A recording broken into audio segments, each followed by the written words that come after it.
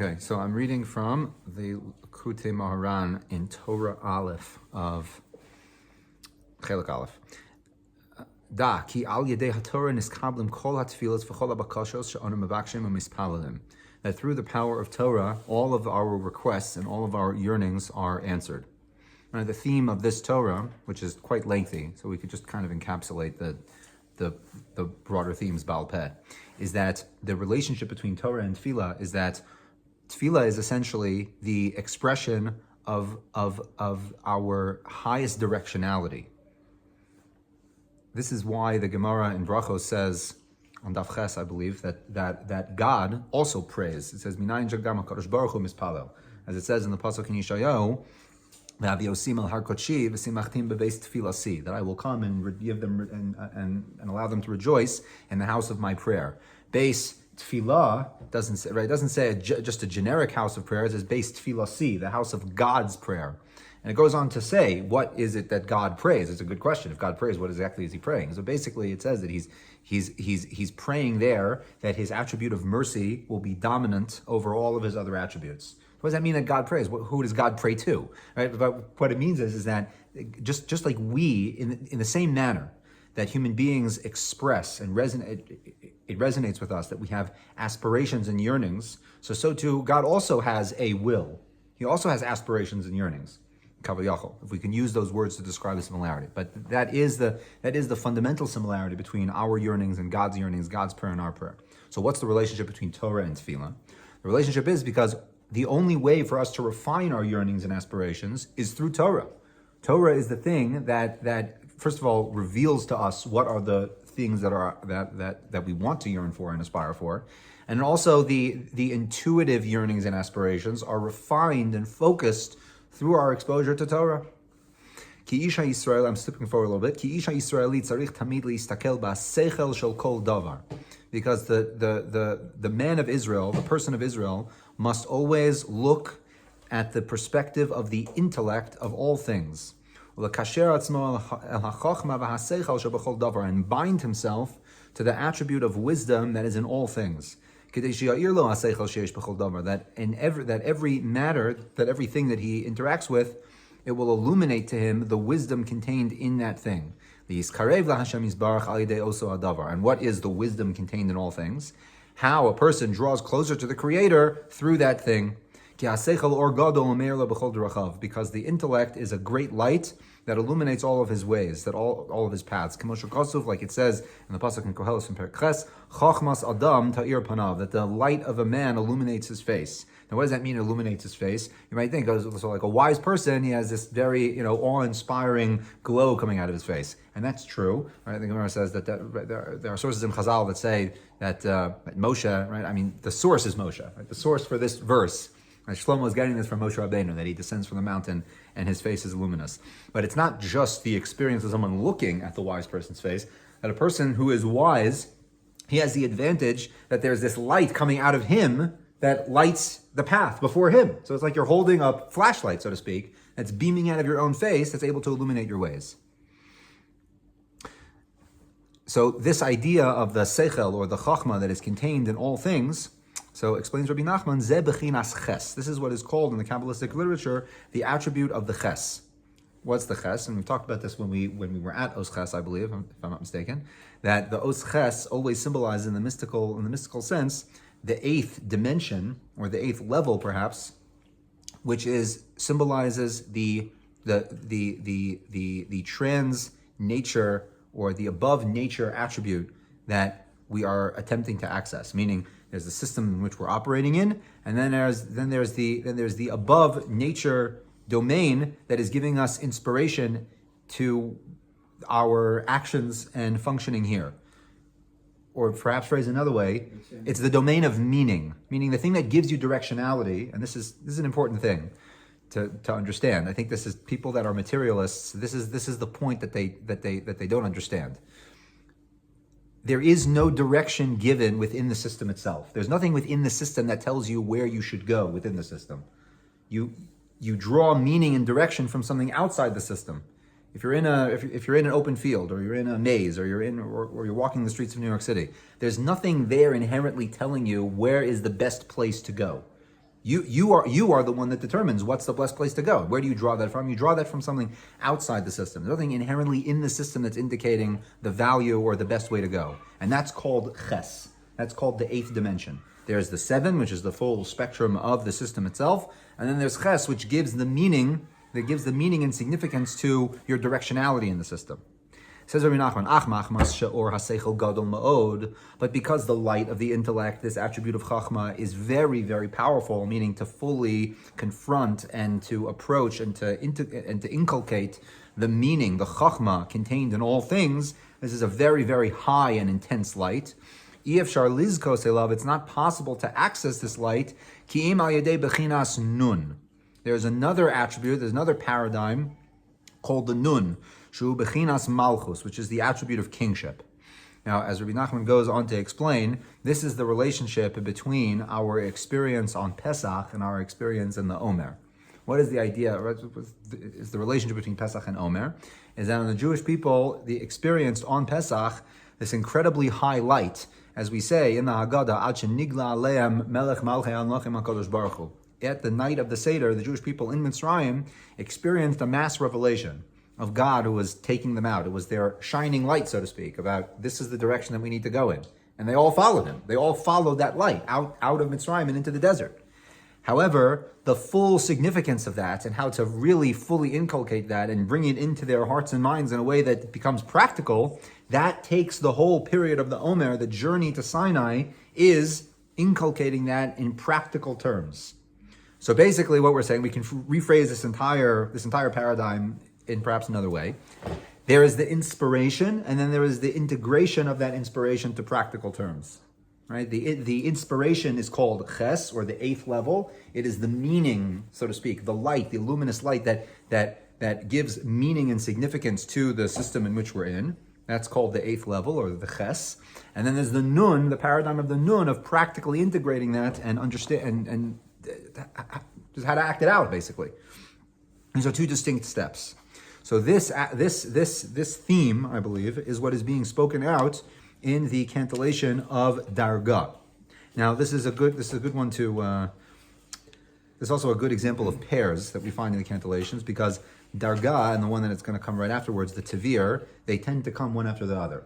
In the vast majority of places where they appear, they come one after the other. Darga, Tavir. So Darga means levels or steps. Madrigot, exactly. Nachan.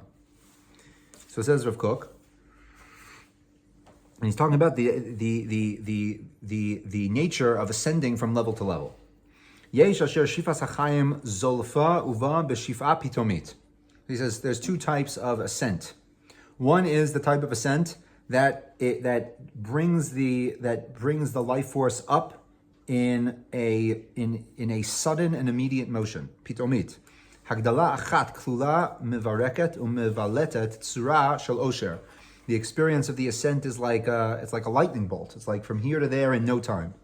It brings the person up in an instant. Shel chaim segivut v'ra'ananim. This sense of being refreshed. Me'orim me'or hachosen v'ha'oz, giving off this hidden light that the person was totally unaware of before. Me'or hatiferet v'hayakar, of splendor and loftiness. V'ha'adam yonek et oshro. He takes from that happiness, it feeds him, et kedushato ve'et iluyav, his holiness and his loftiness. Mitocha ha'ara ha'mechalelet, from this all-encompassing revelation. Shebepam achat mirima oto mima'amakei ha'tachtiot l'mromei shechakim. And this type of inspiration is powerful enough that a person can be at the lowest depths and he's immediately brought up to the highest heights. Mechayei cholei chulin, from a life of complete profanity, l'chayei chayim shel kodesh kodoshim, to the life of the Holy of Holies. L'umat zeh, and in contrast, so that's one type of ascent where a person receives this immediate inspiration.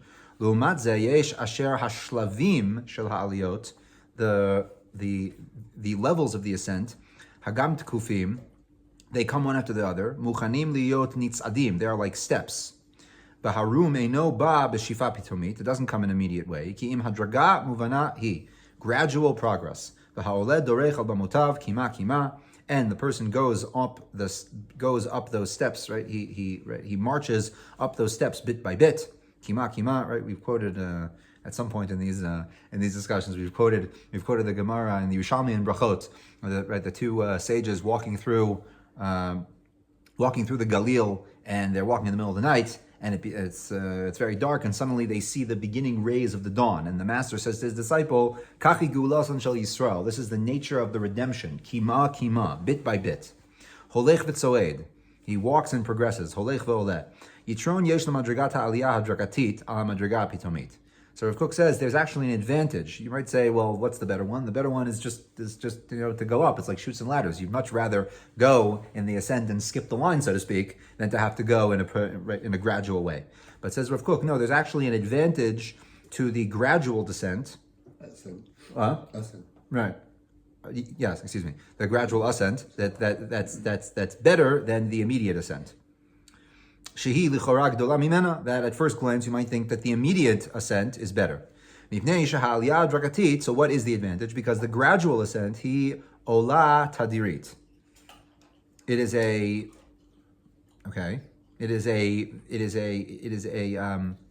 an ascent in stages. No, excuse me. Tadirit means it is sustained. It is a sustained ascent. Continuous. Yes, tadir. Yeah. He doesn't need to wait for the right moment or the proper circumstances. The openings for this type of ascent, the hadragatit one, the gradual one, tamid ptuchim heim. They are always open, meaning there's always an action step that can be taken. You might say, like, I'm waiting for the opportune moment that I can make a move, and I could skip the process.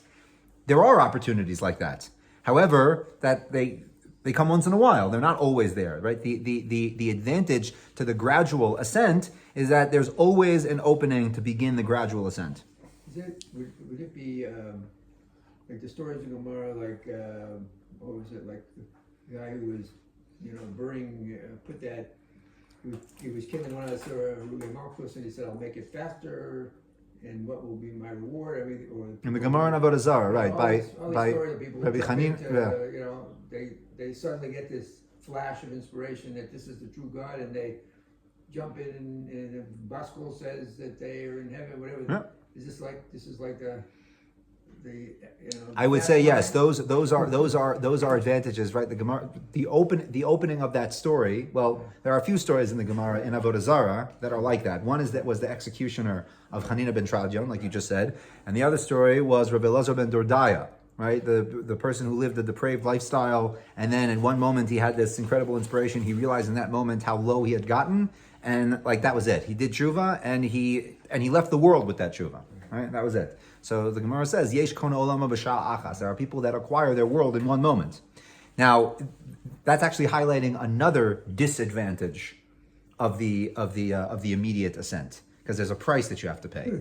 No, there is. I mean, those are extreme examples, but you can think of less extreme examples. Meaning, if you want to do something with that level of intensity, so there's a price that the person has to pay, physically, psychologically, emotionally, right? There's the good thing about the gradual progression is that it's sustainable. It's easy on the body. Like what did Darwin say? That nature doesn't take leaps. Right? That nature is gradual, right? So we're designed by our nature. Sports is great because you sight some young kid, you want to bring them up through the system. That's the plan. We got to nurture them, and then you got 13 injuries. You're called up, and you may or may not be ready. For sure. So you're saying that's an example of where you want to just put him in immediately where he can do the best, right? Yeah. So there are advantages and disadvantages to both sides. We're describing the characteristics of these two paths, right? The path of immediate descent has the obvious advantage that it's immediate, and the gradual ascent has the advantage that, first of all, as Rav Kook is saying, the opportunities for gradual ascent are always there. So that's the one that he's highlighting now, that advantage. Tamid b'tuchim heim. V'adam b'chuf shato v'chefetzo ha'bilti meshu'abad dorech v'oleh so'ed u'mitaleh. He's able to constantly continue going up and marching forward. We're also in the depths of the soul and its internality. So the internal nature of the soul is able to ascend in a gradual fashion and become more exposed or more pronounced. Mit'ameket umitavet tvia bedaikanut mechudara v'hanoam ha'eloki. It's interesting how some thought about how to translate that line. Tvia bedaikanut with its exactitude, meaning in the gradual progression, you have the time to be exact in your intentions. When you're going very, very fast, so there's no time to think too much about the specificities. You just have to go. Which, by the way, going back to the Mitzrayim example, this is the dominant theme during Pesach, the immediacy of the thing. And this is where chametz versus matzah comes in. What's the whole theme of chametz versus matzah? Chametz versus matzah means that the food that you eat while you're going through this process is food that you don't have any time. There's no time to think. It's like you have the opportunity, you have the opening, you jump. Right? Like this idea of like baking bread, like people who bake bread understand that it's a slow process. You take the starter and you leave it there for weeks until it's the perfect, the perfect level, the perfect consistency, and then it could slowly let the bread develop. That is the opposite paradigm of what's going on in Pesach. Pesach means that you're stuck in a despotic regime. You have the opportunity to get out, you jump. You immediately jump. And then that process ends at the end of the Omer with Shavuot, where it's actually a commandment to eat chametz, right? We eat the shtei alechem, the special sacrifice that takes place on Shavuot, is the only sacrifice that has to be chametz, and it's a mitzvah to eat chametz. So it's like you go from the immediate, grabbing the opportunity that's there, that window of opportunity, and through that you acquire the ability to be more thought out and more exacting. V'hanoam ha'eloki shofech aleh, the pleasantness of the divine is poured upon him. All of these advantages of the gradual elevation, again, the fact that it's always available, the fact that the person is able to be more exact and more caring to the moves that he makes, because if you're going really fast, you can't pay attention to those things. So those advantages of the dargah, the gradual ascent, are indicated in the cantillation of the dargah. So it's this idea that the immediate inspiration is almost always not practical. Not practical in the sense that it can't be applied. Practical in the technical sense. It's very difficult to apply the immediate inspiration. It's very difficult. Something I was thinking about before I came here, I was actually having a conversation with a friend of mine who has an intelligence background, is now working for the Economist, the economics ministry. Very, very smart guy. We were saying how in the beginning of our current situation, many people experienced let's say a shift of perspective, to put it nicely, about how we need to be going about how we conduct ourselves, with our enemies in general. However, the problem with that is that there was a reality that we had to contend with. And what was that reality? That we had for many years built for ourselves, or allowed to be built around us, many obstacles, many layers of obstacles. So even though we were all, put on the right track by the circumstances, and we suddenly woke up, we still have to contend with the reality. So this immediate inspiration, it's literally not practical. You can't enact it immediately overnight. You have to go gradually and deal with all the things that are around you, right? So there's no way out of that. So I'm for sure not saying that there's no criticism. There's plenty of criticism to go around, even with what we've been doing over the past several months. However, the overarching reality that we do have to recognize is that immediate inspiration is great, and then you have to hold on to it for the long haul, for the gradual long haul, and that's the dargah, the ability to take a flash of very powerful inspiration that could literally, as Rav Kook says, take someone from the depths of depravity to the Kodesh HaKadoshim. Okay, great, you're in the Kodesh HaKadoshim, but now you have to contend with reality. And this is a beautiful segue, I think, into the next cantillation. Again, the dargah and the tavir come one after the other. So is he saying the dargah is the slow ascent? Correct. Okay. Yeah. The tavir. So to introduce the tavir, I wanted to read a section from the Gemara in Brachot, in Daf Lamed Beis Amud Aleph. So says the Gemara.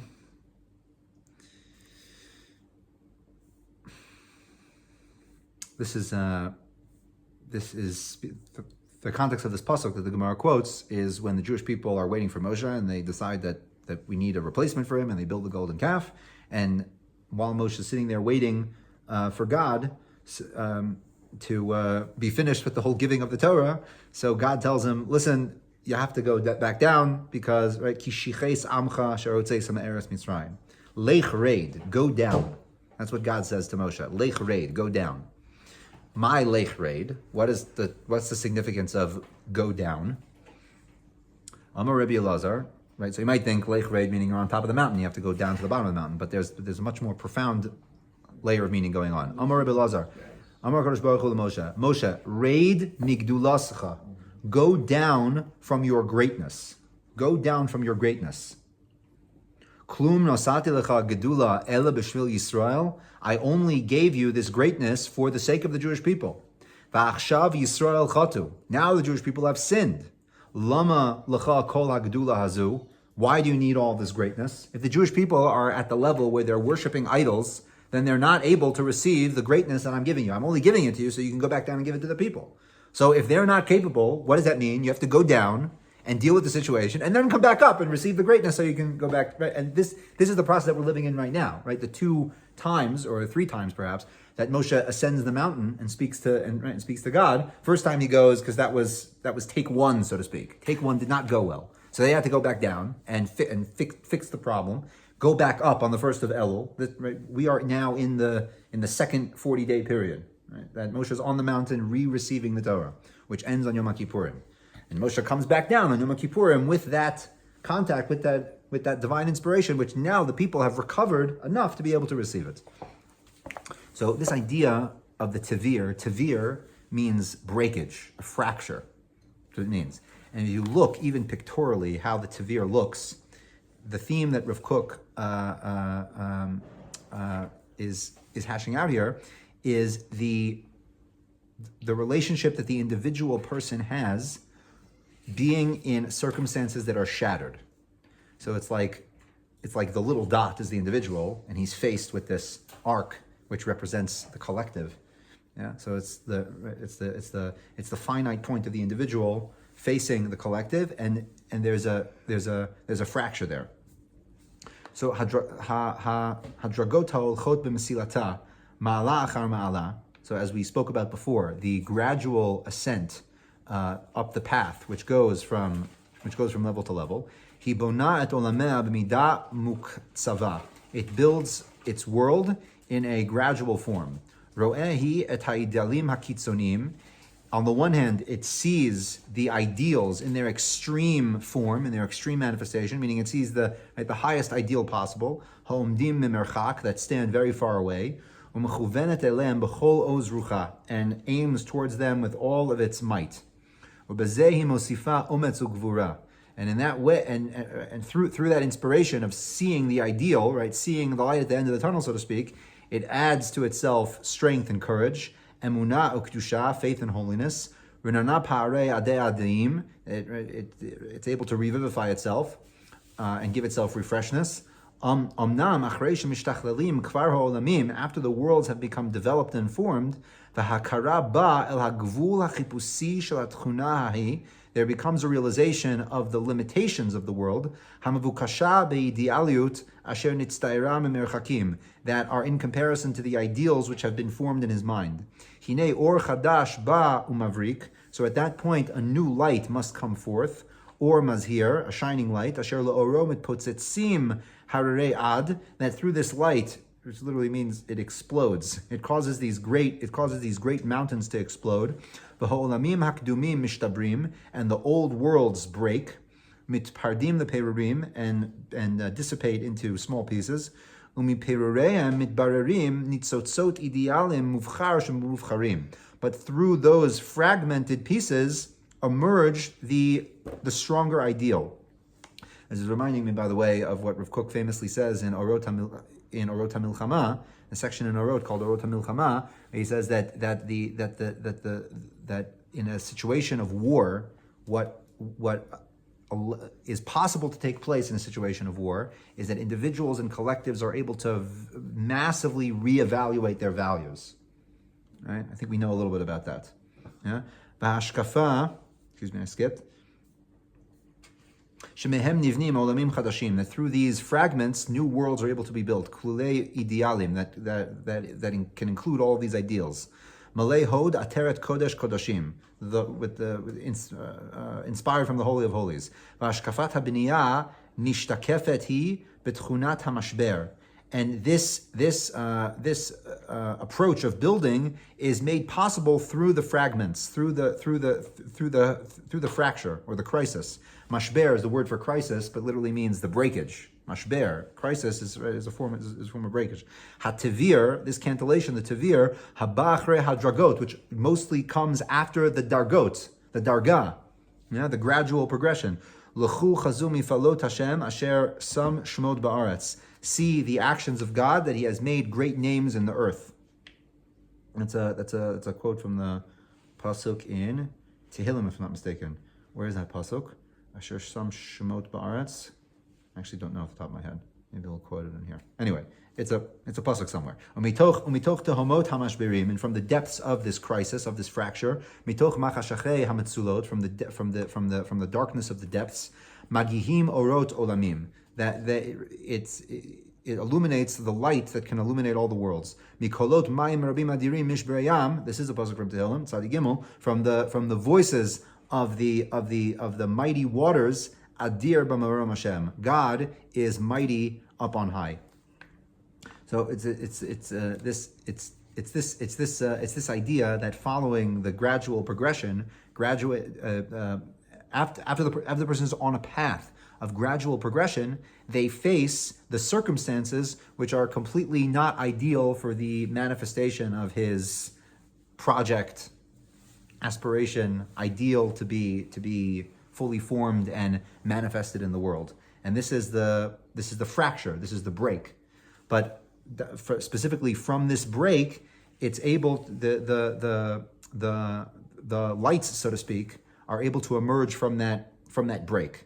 And it's necessary for there to be a break, because the circumstances as there are now are not able to hold the light. It's kind of like, I was talking to someone the other day. We're talking about the mushal of the iOS, right? I think this is an iPhone that's recording us, right? So the iPhone operating software, so it keeps on getting more and more sophisticated. But at a certain point, the current machine isn't able to support the sophistication of the software. So what do I have to do? I have to build a new machine. There's always has to be some type of a parity between the hardware and the software. If the software is developing at a rapid pace, then the hardware, the machine, so to speak, also needs to develop. So the person, right, from their internal perspective, is growing, the dargah, from the gradual progress, from the aliyah, from the growth, right? He's constantly growing and growing. He's able to latch onto that inspiration and refine themselves and grow themselves. But the circumstances, the hardware of the world, isn't able to hold what they're trying to shine out. Yeah, and this is where the work of bringing up the circumstances in order to be able to hold that light, that's where that comes in, the tavir. And this is exactly what happened to Moshe Rabbeinu. Moshe Rabbeinu was fine by himself. He was hanging out on the mountain, right? We say every Shabbat, Yismach Moshe b'matnas chelko. He's just in this state of existential bliss up there on the mountain, and he brings down the message with him. He brings down on the luchot. Shabbat is the way to create that domain here, down here, not just on the mountaintop. So God is telling him in this very direct and certainly painful way, Lech Rei, like you need to go down in order to correct the circumstances, because the inspiration that you're getting here, it's good that you have the inspiration, and it's good that you're capable of holding it in your mind and heart, but you're not going to be able to act it out in the circumstances that are down there. So now you need to go down and fix the circumstances. I just want to read you this. It would seem counterintuitive what you're saying, because you think that if you did something gradually, dargah, then you wouldn't be subject to a shavir, because it was gradual. You can, as you're accumulating, you can kind of absorb it. But if you did something, crazy, fast, when you changed everything, then you're going to hit some. Then reality's going to hit, and then you're going to get a. So it would be worse if you did the immediate ascent. But he's dealing with two different domains. The Dargah is talking about the internal domain of the individual. The individual is inspired to grow and refine themselves. That's the domain of the individual. But the Tavir is now addressing the fact that the circumstances of the person's life, his surroundings, which he finds himself in, are incompatible with acting out that thing. He's in the wrong crowd of friends, or he's in the wrong neighborhood, or he doesn't have access to the people and resources that he needs in order to live the lifestyle that he wants. That's the problem of the Tavir. The fracture is seeing that the circumstances in the world are not good. Again, going back to the Mashal of Moshe Rabbeinu, from Moshe Rabbeinu's perspective of the individual, he had the whole Torah downloaded into his consciousness by the Creator himself. He was good to go. But the whole point was to bring that down and have it embodied by the people. And the people were gone. So he needed to leave. He needed to leave and first correct the circumstances in order to be able to bring the light down. I'm going to read you a very, very powerful section from the Morah.